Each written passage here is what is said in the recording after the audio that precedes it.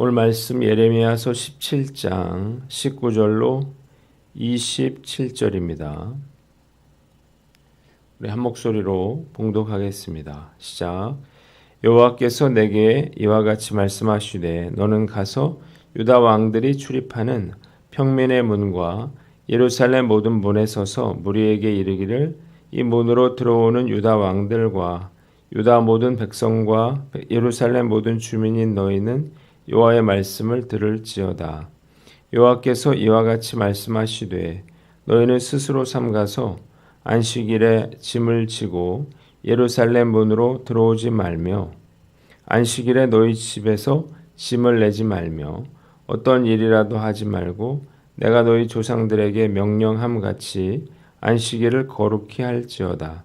그들은 순종하지 아니하며 귀를 기울이지 아니하며 그 목을 곧게 하여 듣지 아니하며 교훈을 받지 아니하였느니라. 여호와의 말씀이니라. 너희가 만일 삼가 나를 순종하여 안식일에 짐을 지고 이 성문으로 들어오지 아니하며 안식일을 거룩히 하여 어떤 일일지라도 하지 아니하면 다윗의 왕위에 앉아 있는 왕들과 고관들이 병거와 말을 타고 이 성문으로 돌아오되 그들과 유다 모든 백성과 예루살렘 주민들이 함께 그리할 것이요 이 성은 영원히 있을 것이며 사람들이 유다 성읍들과 예루살렘에 둘린 곳들과 베냐민 땅과 평지와 산지와 네겝으로부터 와서 번제와 희생과 소제와 유향과 감사 제물을 여호와의 성전에 가져오려니와 그러나 만일 너희가 나를 순종하지 아니하고 안식일을 거룩되게 아니하여 안식일에 짐을 지고 예루살렘 문으로 들어오면 내가 성문에 불을 놓아 예루살렘 궁전을 삼키게 하리니 그 불이 꺼지지 아니하리라 하셨다 할지니라 하시니라. 아멘.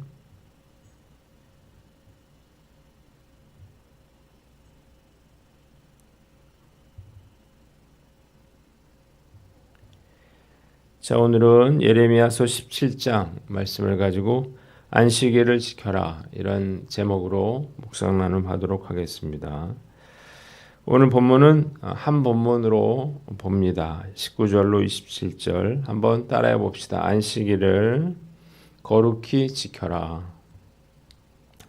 자, 이 본문은 두 가지로 나누어져 있습니다. 먼저 19절로 23절 말씀인데요. 안식일을 어긴 백성들에게 안식일을 거룩히 지킬 것을 명하셨습니다.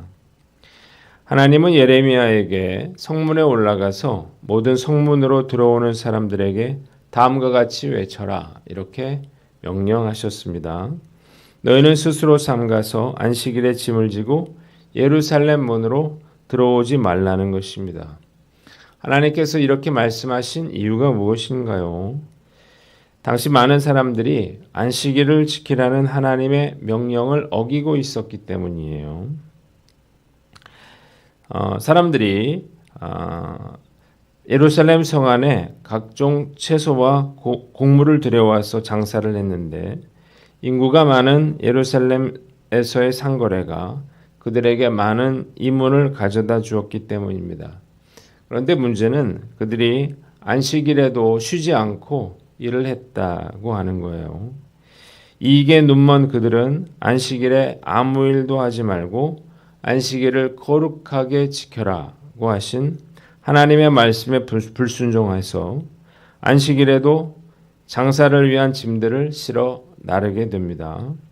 그들은 하나님의 명령에 조금도 귀를 기울이지 않았고 고집을 꺾지도 않았습니다. 두 번째는 24절로 27절인데요. 안식일을 지킬 때 주어지는 복과 화가 기록이 되어 있습니다. 자, 하나님은 백성들이 안식일을 지킬 때 받을 복과 지키지 않았을 때 받을 화에 대해서 말씀하고 있습니다. 첫째, 24절로 26절 복이 나와 있죠. 만일 그들이 하나님의 말씀에 순종하여 안식일에 아무 일도 하지 않는다면 다윗의 왕위에 앉아있는 왕들과 고관들과 유다 백성들과 예루살렘 주민들이 예루살렘 성문에 함께 들어오게 될 것이었습니다. 이 말씀은 다윗의 왕자가 계속해서 이어지고 그 나라가 영원히 굳게 설 것이다 라고 하는 것을 의미하는 것이었어요. 또한 사람들은 계속해서 여호와의 성전에 와서 번제와 희생과 소제와 유향과 감사 제물을 바치게 될 것이었습니다. 둘째로 27절 화가 기록되어 있는데 그러나 만일 그들이 하나님의 말씀에 불순종해서 여전히 안식일에 짐을 지고 예루살렘 성문으로 들어오게 된다면 하나님께서 성문에 불을 질러서 예루살렘 궁전을 다 태워버릴 것이었습니다. 그리고 아무도 이 불은 끌 수가 없었을 거예요. 성문에 불을 놓는다고 하는 것은 유다에 대한 하나님의 심판을 의미하는 것으로서 구체적으로는 바벨론의 침략으로 인해서 파괴와 방화를 당하게 되고 왕의 궁전 역시 불에 타서 소멸하게 될 것이었습니다. 그 결과 다윗의 왕위는 끊어지게 되고 예루살렘 도성은 무너지고 하나님의 성전은 파괴될 것이었습니다. 자, 오늘 말씀을 적용해 본다면 첫째로 흥망성쇠가 말씀의 순종 여부에 달려있다는 사실을 알라는 것입니다. 한번 따라해 봅시다. 흥망성쇠가 말씀의 순종 여부에 달려있음을 알라. 자, 하나님은 만일 그들이 안식일을 잘 지키면 다윗의 보좌가 이어지고 예루살렘 도성과 백성들에게도 번영의 복을 주시겠다 이렇게 말씀해 주셨습니다. 그러나 그들이 안식일을 준수하지 않는다면 예루살렘 성은 파괴되고 그들은 바벨론의 포로로 끌려갈 것이었어요. 이것은 한 나라의 흥망성쇠가 정치력이나 군사력 같은 그런 것들에 달려있지 않고 오직 하나님의 말씀에 순종하느냐 그렇지 못하느냐에 달려있다는 것을 보여주는 것입니다. 그렇다면 하나님께서 특별히 이 10계명 중에서 제4계명인 안식일을 예로 들어서 말씀하신 이유가 무엇인가요? 안식일 성수가 가장 대표적이고 기본적인 율법일 뿐만 아니라 하나님이 창조주 되심을 고백하는 그런 가장 실천적인 행동 양식이기 때문이에요. 개인이든 조직이든 나라든 간에 하나님의 말씀에 대한 순종 여부가 곧 생사화복을 결정하는 유일한 기준이 된다는 사실을 우리가 알아야 하는 것입니다. 예전에 경상도의 일부 교회들은 안식일에 대한 그런 개념이 무척 강해서 주일에 물건을 사거나 밥도 사 먹지 못하게 했습니다. 일견 너무 지나치다는 그런 생각이 들기도 하지만 이러한 철저한 말씀 준수의 마음이 있었기에 한국 교회가 부흥하고 이 나라가 복을 받을 수 있었다는 생각이 듭니다. 주일 성수가 무너져가고 있는 지금 다시 한번 순종의 중요성을 깨닫고 철저하게 하나님의 말씀을 지켜서 축복을 이어나갈 수 있는 저와 여러분들 되시기를 주님의 이름으로 축원합니다. 두 번째는 안식일을 지켜야 하는 이유를 제대로 알라는 것입니다. 한번 따라해 봅시다. 안식일을 지켜야 하는 이유에 대해 정확히 알라. 많은 크리스찬들이 주일에 장사를 하거나 일을 합니다. 그리고 어쩔 수 없는 일이었다 이렇게 생각을 하는 거예요. 그리고 목사들도 주일에 장사하거나 일하시는 분들에게 주일을 꼭 지키라 이렇게 말하기가 어려워졌어요. 그러나 저는 성도들에게 장사를 하든 일을 하든 예배는 꼭 드려야 한다 이렇게 말씀을 드립니다. 목사님이 너무 현실을 모른다 이렇게 말할 수도 있겠는데요. 저는 현실을 잘 모를 수 있겠죠. 그러나 제가 아는 두 가지 사실이 있는데 첫째는 안식일을 지키는 자에게 하나님께서 더 큰 복을 주시리라는 것입니다. 본문에도 하나님이 유다 백성들이 안식일을 지키면 영원히 복을 주시겠다 이렇게 말씀하셨지만 사실 이 약속은 천지 만물이 창조되던 때부터 주어진 것이었습니다. 하나님은 일곱째 날에 쉬시고 일곱째 날을 축복하셨기 때문인데요. 주일에 식당이나 카페에 문을 닫았더니 다른 날 매상이 더 많이 올랐다. 이렇게 간증하시는 분들이 있습니다. 저는 얼마든지 그럴 수 있다고 생각합니다. 하나님께서 축복을 약속해 주셨기 때문이에요. 그러나 그렇지 않은 경우라도 끝까지 순종하면 하나님께서 다른 방법으로라도 축복해 주시리라 저는 믿습니다. 예전에 어떤 집사님이 두부 요리집에서 저희 부부에게 식사를 대접해 주셨습니다. 그곳에서 맛있게 이제 식사를 하고 나오는데 그 입구에 주일은 쉽니다. 이렇게 크게 써붙였더라고요. 적지 않은 그러한 규모의 그러한 매장인데 주일에 쉰다 그러니까 감동이 됐어요. 식당은 일요일에 매상이 가장 많이 오르죠. 그런데 주일에 쉰다고 하는 것은 요즘같이 어려운 때에 결코 쉬운 일이 아니기 때문이에요.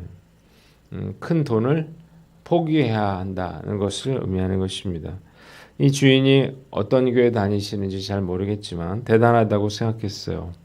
그러나 바꿔 생각을 해보면 이런 믿음이 있었기에 하나님이 축복을 해주신 게 아닌가 그런 생각이 들어요. 이런 믿음의 간증들이 우리 주변에 더 많이 퍼져나가시기를 기도합니다. 둘째로 제가 아는 것은 안식일을 지키지 않으면 결국에는 더 큰 손해를 보게 될 것이라는 것입니다. 당시 유대인들이 이 안식일을 지키지 않은 이유가 뭔가요? 안식일에 일할 때 얻게 되는 그러한 이익 때문이었습니다. 그러나 그들은 이 작은 이익을 얻기 위해서 안식일을 어김으로 하나님의 백성으로 누릴 수 있는 축복과 권리를 송두리째 던지고 말았습니다. 그 결과가 무엇인가요? 삶의 터전인 예루살렘 성이 무너져서 모든 것을 빼앗기고 바벨론의 포로로 끌려가게 되는 것입니다. 소탐대실이라고 하는 말이 있는데 작은 이익을 쫓다가 큰 것을 잃어버린다는 뜻이에요. 크리스천으로서 돈 때문에 안식일을 어기고 있다면 결국은 큰 손해를 보게 될 것이다 라는 사실을 알아야 합니다. 과학적으로도 인간은 쉬어야 더 능률적으로 일할 수가 있습니다. 인간은 기계가 아니기 때문이에요. 그래서 적절한 재충전의 시간이 필요합니다. 7일 안식일 제도는 기독교에서 비롯됐는데요. 대부분의 나라들이 3일장, 5일장, 10일장과 같이 시장을 중심으로 공동체의 생활 리듬을 삼아왔을 때 오직 기독교 국가들만 7일 안식일 제도를 도입을 했습니다. 그러나 프랑스 무신론 혁명 당시에 주일 예배를 막기 위해서 일주일을 열흘로 바꾼 일이 있었어요. 그러자 모든 산업의 생산량이 40% 감소하게 됩니다. 자, 러시아 혁명 때 레닌이 일주일을 8일로 늘렸는데 생산량이 30% 감소했어요. 그래서 이번에는 일주일을 6일로 줄였는데 마찬가지로 생산량이 30% 감소돼서 레닌도 일주일을 다시 7일로 되돌려 놓았습니다.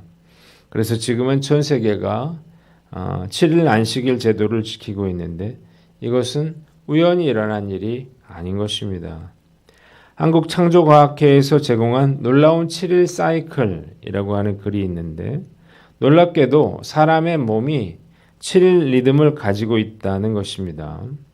6일 동안 일을 하고 7일째 되는 날 안식하면 사람의 몸과 마음이 완전히 최상의 상태로 재출발할 수 있지만 이걸 어기고 10일까지 일을 한다면 이틀을 쉬어도 스트레스 호르몬 지수가 0으로 떨어지지 않는다는 거예요. 7일 주기는 결코 사회적인 습관에 기인한 것이 아니라는 거죠. 우리 인간의 내부에 잠재된 생체 리듬의 결과라고 하는 것입니다. 사람 몸 안에 여러 미세 조직들이 전부 7일 리듬을 가지고 있다는 거예요. 몸의 스트레스를 조정하는 호르몬, 또 적혈구, 혈압, 소변의 양과 성분, 면역체계, 심장 박동 등 미세 조직들이 모두 7일 리듬을 갖고 있다는 거예요. 그래서 이 7일을 잘 지켜서 안식한 사람들이 더 수명이 길다 이러는 연구 결과도 있습니다. 그리고 말라리아 환자나 신장 이식 수술을 받은 환자의 임상적인 상태가 신비한 7일 주기를 갖고 있다고 하는 것은 오래전부터 알려진 그러한 사실이죠. 하나님께서 우리에게 이 안식일을 지키라 말씀하신 것은 다 이유가 있습니다.